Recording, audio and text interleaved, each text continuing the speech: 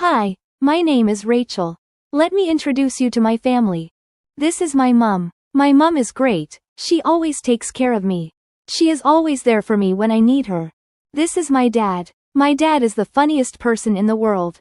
He always makes me laugh so much. My parents are the best. This is my brother, Ben.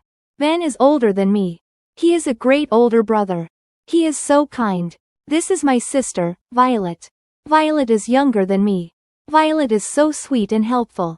I love my siblings. This is my grandma and granddad. They are my mum's parents, so that makes them my grandparents. I love them so much. They are amazing. They are the best grandparents in the world. This is my auntie, my mum's sister. My auntie is so cool. She has traveled to so many different countries. This is my uncle, my mum's brother. My uncle is also so cool.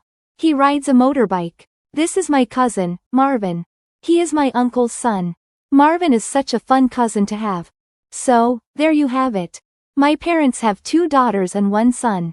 My auntie has 2 nieces and 2 nephews. My uncle has 1 son, 1 nephew, and 2 nieces.